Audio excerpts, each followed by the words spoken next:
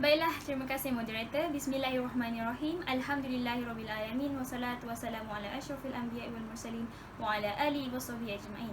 Assalamualaikum warahmatullahi wabarakatuh. Selamat sejahtera, salam ukhuwah, salam kasih sayang dan salam satu Malaysia.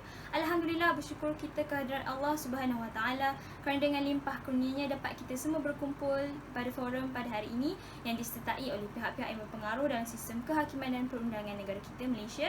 Selawat dan salam buat junjungan besar Nabi Muhammad SAW kerana berkat perjuangan baginda, berkocaknya darah dalam sepatu baginda, dapat kita merasai dua nikmat yang terbesar iaitu nikmat iman dan nikmat Islam. Pertamanya, saya ingin mengucapkan ribuan terima kasih kepada pihak penganjur iaitu Persatuan Peguam Syar'i Malaysia Cawangan Negeri Terengganu kerana sudi menjemput saya selaku wakil dari pihak Universiti Sultan Zainal Abidin bagi sama-sama menjayakan forum pada kali ini. Saya Intan Nobatrisha binti Mazlan, merupakan pelajar ijazah sarjana muda dalam jurusan pengajian Islam Syariah Kehakiman. Sesungguhnya pendekatan forum adalah amat tepat dan rasional dalam menghadapi cabaran isu kehakiman dan perundangan negara kita. Ini bukanlah masanya untuk kita berdebat mencari kesalahan dan kelemahan mana-mana pihak atau pointing fingers to others. Sebaliknya, kita semua seharusnya duduk semeja dan bersatu hati bagi memerangi isu ini dan membuka mata masyarakat majmuk di Malaysia. Forum yang akan kita bincangkan pada hari ini adalah bertajuk Mahkamah Syariah di Malaysia merupakan mahkamah kelas kedua. Oleh itu, sebelum kita merungkai persoalan ini dan teruskan perbincangan forum ini dengan lebih lanjut, elok rasanya saya menerangkan terlebih dahulu apa yang dimaksudkan dengan Mahkamah Syariah di Malaysia, khususnya istilah dan konsep syariah serta apa yang dimaksudkan dengan mahkamah kelas kedua. Mahkamah Syariah ialah institusi kehakiman yang membicarakan serta menjatuhkan hukuman ke atas orang Islam bagi kesalahan sivil dan jenayah agama mengikut bidang kuasa yang diperuntukkan untuknya. Mahkamah Syariah diberi nama Mahkamah Kadi dahulunya sebelum pemisahan antara dua agensi ini berlaku. Telah diberi kuasa menjalankan peraturan dan peruntukan undang-undang pentadbiran agama Islam bagi setiap negeri dan daerah di Malaysia. Bidang kuasa yang diberikan adalah seperti perkahwinan, perceraian, kekeluargaan serta penyelesaian harta pusaka kecil. Kuasa Mahkamah Syariah adalah di bawah enakmen negeri. Seterusnya, bagi tarikh syariah, syariah mempunyai beberapa maksud dari segi bahasa. Antaranya ialah jalan yang lurus, jalan yang dilalui oleh orang ramai untuk mendapatkan sumber air untuk diminum mereka sendiri atau binatang ternakan mereka. Ia juga diertikan sebagai ajaran agama atau manhaj oleh sebahagian ulama. Manakala dari istilah pula, syariah bermaksud apa-apa aturan atau ketetapan yang diwahyukan kepada Rasulullah SAW yang terdiri daripada hukum hakam dalam Al-Quran dan As-Sunnah yang berkait dengan bidang akidah dan perbuatan-perbuatan mukhalaf sama ada hukum hakam qat'i atau zanni. Syariah merupakan nas-nas wahyu iaitu Al-Quran dan As-Sunnah yang terpelihara daripada kesalahan iaitu maksum dan tidak terdedah kepada sebarang perubahan atau pindaan. Syariah turut merangkumi hukum hakam berkaitan akidah selain hukum hamali. Dan akhir sekali, apakah yang dimaksudkan dengan mahkamah kelas kedua? Baiklah, seperti yang mana kita tahu, mahkamah di negara kita dibahagikan kepada dua iaitu mahkamah sivil dan juga mahkamah syariah. Mahkamah sivil terletak di bawah bidang kuasa kerajaan pusat, sementara mahkamah syariah pula diletakkan di bawah bidang kuasa negeri, bergantung kepada kuasa yang diberikan pada sultan atau pemerintah tertinggi negeri tersebut. Oleh itu, pada pandangan saya, berdasarkan dua kategori mahkamah yang ada di negara kita ini, mahkamah kelas kedua ialah mahkamah yang rendah kedudukannya berbanding mahkamah yang lagi satu dan ia mempunyai bidang kuasa yang lebih luas. Jadi hadirin yang bervisi, jika kita kembali kepada tajuk forum kita iaitu Mahkamah Syariah di Malaysia merupakan mahkamah kelas kedua, mengapa isu sebegini boleh wujud sehinggakan tajuk ini dipilih sebagai tajuk perbincangan kita pada hari ini? Jika kita lihat semula statement yang mengatakan Mahkamah Syariah merupakan mahkamah kelas kedua, ini memang satu isu perundangan yang hangat diperkatakan dalam negara kita. Pada 17 dan 18 Oktober 2018 yang lepas, satu konvensyen telah diadakan anjuran pihak JAKIM iaitu Konvensyen Pegawai Penguatkuasa Agama dan Pendakwa Syar'i seluruh Malaysia bagi tahun 2018. Konvensyen ini merupakan satu forum untuk membincangkan isu dan permasalahan semasa yang berkaitan dengan perundangan syariah. Dan dalam konvensyen tersebut, terdapat satu pembentangan kertas kerja mempunyai tajuk yang sama dengan kita pada hari ini iaitu Perundangan Syariah adalah undang-undang kelas kedua di Malaysia yang telah disampaikan oleh Yang Berbahagia Datuk Haji Zainul Rijal bin Abu Bakar dan beliau merupakan Presiden Persatuan Peguam-Peguam Muslim Malaysia. Oleh itu jelas tajuk ini memang permasalahan semasa yang berkaitan dengan perundangan syariah sehingga dipilih menjadi tajuk kita, dan dalam perbincangan ini juga saya banyak merujuk berdasarkan kertas kerja ini. Sidang Dewan Intelektual sekalian, eloklah kita mulakan perbincangan kita dengan menelusuri sejarah perundangan di Malaysia terlebih dahulu. Jadi, sejarah perundangan di Malaysia bolehlah dikatakan bermula dengan kedatangan Islam di abad 13 Masihi.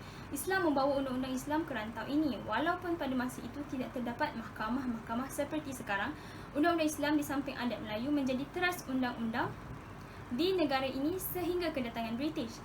Kedatangan British membawa bersamanya undang-undang Inggeris, khususnya Common Law of England dan The Rules of Equity. Ia dibawa masuk melalui charter, melalui peguam-peguam dan hakim-hakim yang terlatih di England, dan kemudiannya melalui undang-undang bertulis seperti ordinance, enactment, kanon, kaedah dan peraturan. Pada masa itu cuma ada satu sistem mahkamah di sini. Ia melaksanakan undang-undang yang dibuat di sini yang berasaskan undang-undang di England di samping memakai Common Law of England and the Rules of Equity.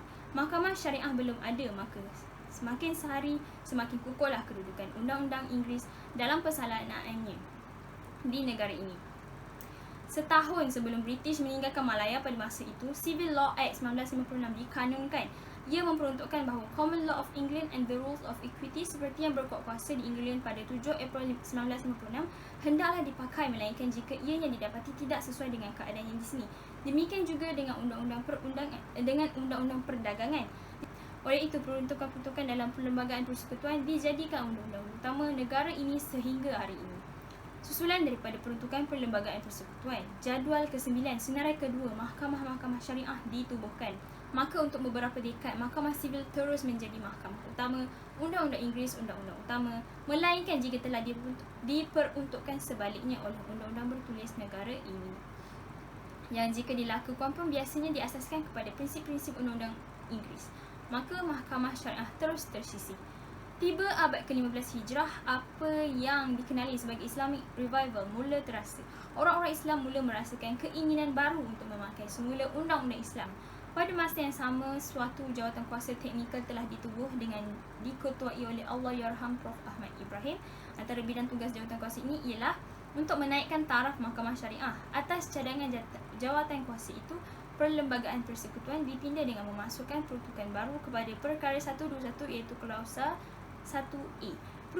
Peruntukan itu nampaknya mudah. Apa yang terdapat dalam bidang kuasa mahkamah syariah, mahkamah sivil tidak ada bidang kuasa mengenai. Tujuannya seperti yang dikatakan oleh beliau sendiri dalam artikel bertajuk The Amendment of Article 121 of the Federal Constitution, Its Effect on the Administration of Islamic Law, adalah untuk mengatasi masalah seperti yang berbangkit dalam kes Maryam v. Muhammad Arif itu tujuan sebenar pindaan itu. Bukan untuk mengambil apa yang terletak dalam bidang kuasa mahkamah sivil untuk diberikan kepada mahkamah syariah. Artikel 121(1)A adalah peruntukan perlembagaan yang menghalang mahkamah sivil mencampuri bidang kuasa mahkamah syariah. Jadi itu antara sejarahnya. Seterusnya, federalism, iaitu sistem dui perundangan. Federalism adalah sistem kerajaan di mana kuasa dibahagikan di antara kerajaan di peringkat persekutuan dan pelbagai kerajaan negeri. Sebagai contoh, sistem ini boleh dilihat pada sistem kerajaan Amerika Syarikat di mana kerajaan negeri mempunyai bidang kuasa tertentu berbanding kerajaan pusat. Negara-negara yang mengamalkan sistem kerajaan federalisme kebanyakannya mempunyai sejarah yang dibina daripada kerajaan-kerajaan negeri bersatu membentuk sebuah persekutuan. Sejarah ini juga adalah sama dengan Persekutuan Malaysia. Sebelum terbentuknya Persekutuan Tanah Melayu yang akhirnya membawa kepada pembentukan Malaysia, setiap negeri di dalam persekutuan adalah sebuah kerajaan tunggal yang berdaulat. Perkara ini adalah struktur asas Malaysia. Lantaran itu adalah satu hujah yang tempang sekiranya mana-mana kerajaan negeri ataupun kerajaan persekutuan cuba mencampuri bidang kuasa seperti yang dibahagikan di dalam perlembagaan persekutuan. Pembahagian bidang kuasa kerajaan persekutuan dan kerajaan negeri boleh dilihat ada dinyatakan dalam perkara 74 perlembagaan persekutuan, yang mana kerajaan persekutuan dan kerajaan negeri mempunyai bidang kuasa seperti yang disenaraikan dalam jadual ke-9. Pada jadual ke-9 secara jelas menyatakan senarai persekutuan, senarai negeri dan senarai bersama. Perkara yang termaktub di dalam senarai persekutuan meliputi isu seperti keselamatan dalaman, pertahanan, diplomatik, kewangan, undang-undang sivil dan jenayah kecuali syariah. Bagi senarai negeri pula, ia mengandungi isu seperti undang-undang syariah negeri, negeri-negeri, tanah dan perhutanan. Perkara 74 Perlembagaan Persekutuan menunjukkan secara jelas bidang kuasa kedua-dua kerajaan adalah manifestasi prinsip federalism. Adalah jelas institusi Mahkamah Syariah merupakan antara perkara yang termaktub pada bidang kuasa negeri kecuali bagi Mahkamah Syariah di wilayah persekutuan.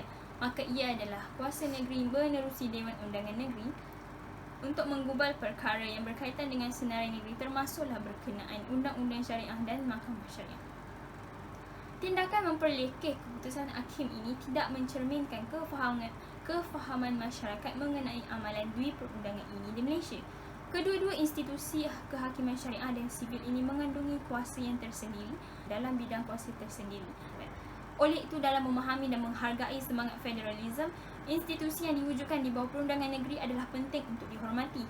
Pelaksanaan sistem dui perundangan yang dilaksanakan di Malaysia tidak seharusnya dilihat sebagai satu masalah, tetapi wajar dilihat kewujudannya dengan sejarah yang membentuk Malaysia.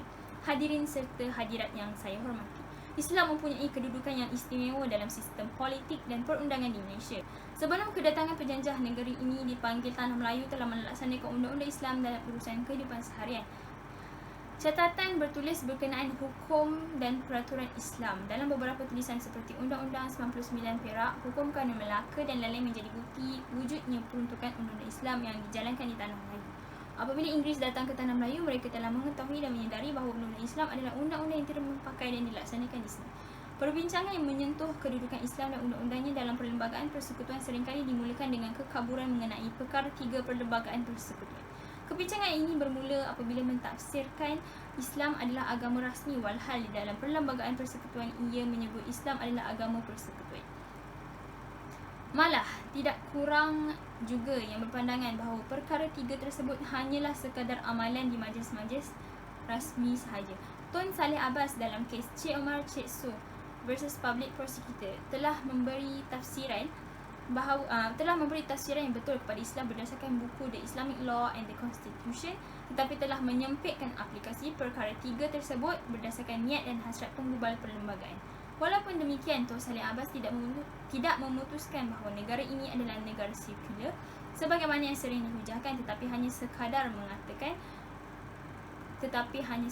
mengatakan undang-undang yang terpakai adalah undang-undang sekular sebagaimana yang dibenarkan oleh perkara 162 perlembagaan. Mungkin kesilapan yang ketara di dalam penghakiman tersebut ialah menggunakan perkataan undang-undang sekular, yang mana sepatutnya digunakan perkataan undang-undang sedia ada, iaitu existing laws. Hakim Muhammad Nur Abdullah dalam kes Mior Atikur Rahman versus Fatimah binti Sihi pula menyatakan pendapatnya mengenai kedudukan perkara 3 dalam kurungan 1 perlembagaan persekutuan. Walaupun keputusan Hakim Muhammad Nur Abdullah diketepikan pada peringkat Mahkamah Rayon dan Mahkamah Persekutuan, namun pendekatan yang diambil dalam menafsirkan perkara 3 dalam kurungan 1 tidak disentuh atau dibatalkan oleh Mahkamah Tertinggi Negara. Warga Dewan yang budiman, pelbagai dakwaan yang menyatakan undang-undang syariah ini adalah undang-undang kelas kedua dilemparkan terhadap kedudukan undang-undang syariah di Malaysia. Antaranya, perundangan syariah hanyalah dibuat oleh negeri masing-masing. Oleh itu, jika undang-undang negeri bertentangan dengan undang-undang persekutuan mengatasi seperti yang termaktub dalam perkara 74 perlembagaan persekutuan. Oleh yang demikian, sekiranya ada percanggahan antara undang-undang negeri dan undang-undang persekutuan, maka undang-undang persekutuan hendaklah mengatasi undang-undang negeri tersebut. Selain itu, Mahkamah Syariah ditubuhkan oleh enakmen atau akta pentadbiran, sedangkan Mahkamah Sivil ditubuhkan oleh perlembagaan persekutuan. Oleh itu, taraf Mahkamah Syariah adalah lebih rendah dari Mahkamah Sivil. Ramai yang mengibaratkan Mahkamah Syariah lebih rendah dari tribunal bahawahan sahaja. Malah jika dilihat dari bidang kuasa jenayah, Mahkamah Syariah pula ia menjadi satu hujah untuk mengansahkan pendirian golongan ini. Bagi menjawab persoalan-persoalan yang ditimbulkan berkaitan dengan kedudukan undang-undang syariah di Malaysia, saya akan menjelaskan mengenainya serba sedikit. Perlembagaan persekutuan membenarkan undang-undang syariah wujud dan dipertahankan, malah dalam keadaan negara menghadapi darurat di mana semua undang-undang digantung kepada negara, di mana semua undang-undang digantung pelaksanaannya. Undang-undang syariah masih kebal terpakai walaupun semasa darurat. Ini ini merupakan suatu manifestasi bahawa undang-undang syariah bukan kelas kedua tetapi mempunyai banyak keistimewaan sehingga kan dalam keadaan darurat pun perundangan syariah masih utuh. Pada awalnya saya bersetuju bahawa mahkamah syariah di Malaysia ini merupakan mahkamah kelas kedua kerana melihat kepada perundangan syariah hanyalah dibuat oleh negeri masing-masing. Kuasa kerajaan negeri hanya boleh membuat undang-undang Islam, hanya boleh membuat undang-undang Islam yang sangat terhad, iaitu untuk orang Islam sahaja. Perundangan persekutuan merupakan perundangan utama dalam negara kita, di mana ini adalah satu realiti yang menyakitkan. Namun jika kita perhatikan semula sejarah pembentukan negara kita, sejarah perundangan dan kita kaji semula kedudukan mahkamah syariah ini, ternyata ia boleh menyangkal dakwaan bahawa mahkamah syariah merupakan mahkamah kelas kedua. Mahkamah syariah bukanlah satu institusi kelas kedua, sebaliknya ia adalah satu institusi yang mempunyai kedudukan tersendiri, malah telah wujud sebelum wujudnya sistem kehakiman sivil lagi. Pindaan perkara 121 dalam kurungan 1A Perlembagaan Persekutuan telah memberikan pengasingan kuasa di antara institusi kehakiman sivil dan syariah yang sebelum ini mahkamah sivil yang bebas untuk campur tangan dalam bidang kuasa mahkamah syariah.